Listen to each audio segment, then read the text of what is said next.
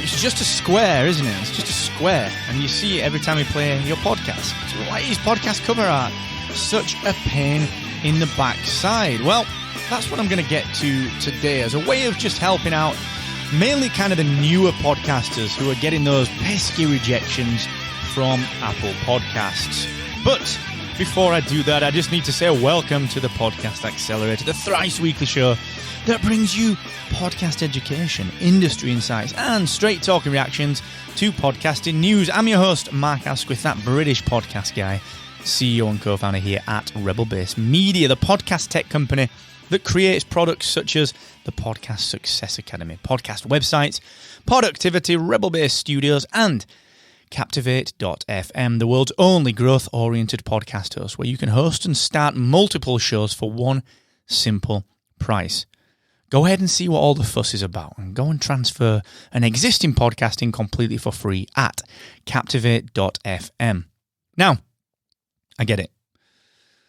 There's so much to do when it comes to podcasting, all right? You've got to think about your intros, your outros, your content, your production, your editing, like we talked about in the last episode. The last thing you want to think about is working with a designer on your podcast cover art, but it's actually quite important. And what I want to talk about today when it comes to cover art is really that rejection email that many podcasters get, that rejection from Apple Podcasts usually in particular. Kind of the why, the what if, and the what you need to do around that podcast cover art. But I'm going to take 10 seconds just to remind you about AWeber's wonderful offer for you here as a Podcast Accelerator listener. Now, email marketing is vital, honestly. Ask any creator of any content, whether it's a blog, a podcast, an artist, a designer. If you have an email list that you own and that you can work with, you are going to create significantly more revenue. But not only that, you're going to build quality relationships. So if you aren't doing that, go and check out AWeber. They've helped me with this for years. They do a really good job of it. Go and check them out now. You can actually get a 90-day free trial as well at markasquith.com/AWeber. Right, as the creator of Captivate.fm, the podcast hosting, analytics, and marketing company, I'm fortunate enough to see all types of cover art, the good, the bad, and the sometimes rejected. In fact, this is by far the biggest issue when it comes to podcast rejection from Apple Podcasts. And the biggest issue with podcast cover art is usually the size of it. It's usually the rejections are usually based on the size of it. Now, let me just put some of this into context. Okay. So, podcast cover art is the square cover art that you see at episode level.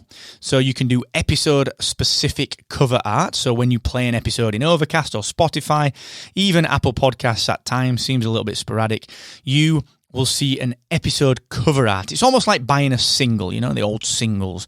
You'd buy a record and then you'd buy the album and then you kind of buy the single, and the single would have a different cover to the album, but it would be the same song.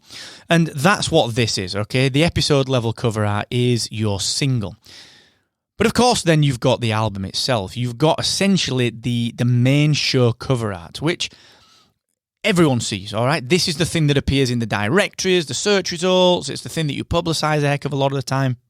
And basically what this does is it tells people what they can expect from the show. Now, there's some, like I said, there's some great cover art out there. The Wondery stuff is great. I think Izzy here at Rebel Base Media with her show All Things Dark and Horrorful does a wonderful job of that cover art.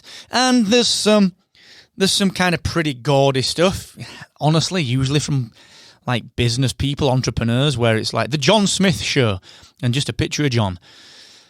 No one knows who you are, John. You know, you got to stand out, buddy. You know, that's a problem. And well, maybe I'll get to that in the future. But there are some specifications that you got to follow. Now, Apple it wants usability, all right? It wants its users to have the best experience, and Spotify and the rest of them, they're all the same. But Apple really sets the guidelines for this, and the guidelines are as follows. You've got to have your podcast cover art square, all right? 1,400 pixels wide by 1,400 pixels square is the minimum, and 3,000 pixels square is the maximum. So that's the dimensions, all right? That's the dimensions.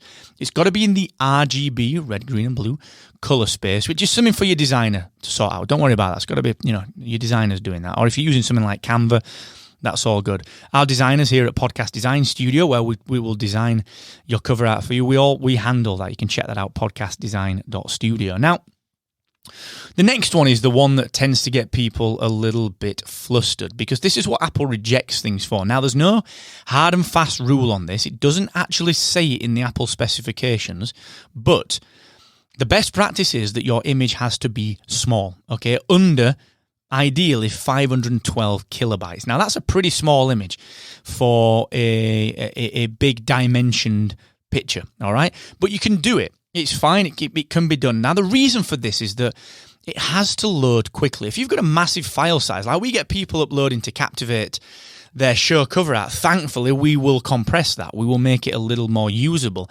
We get people uploading like 4 meg files, which is huge. Imagine someone listening to your podcast for the very, very first time. It takes such a long time to load because they can't see it on the screen because your cover art's huge. It's just pointless. You don't want that, all right? Now, that is the biggest reason as well that Apple rejects these things. It's rare that they'll tell you, but it's often because the cover art is too big, all right? Anything over 1 meg is just way too big.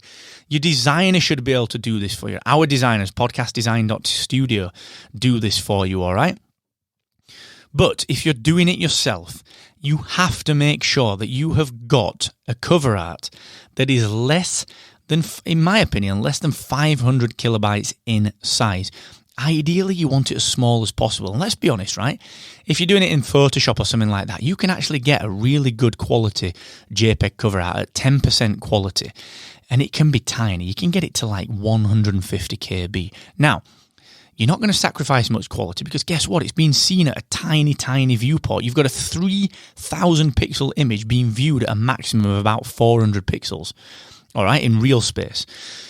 It's fine. It's going to look great. So focus on the size of the file because the quicker it loads, the better experience a listener has, and you ain't going to get rejected from Apple when you submit, all right? So just a little 2 cents on podcast cover art. And thank you so much for joining me. It's always a pleasure to chat podcasting with you, you know, whether it's kind of going through and kind of, giving a bit of futurology around the medium, or whether it's doing something like this, which is a little bit more of a quick fix sort of thing. It's always a pleasure.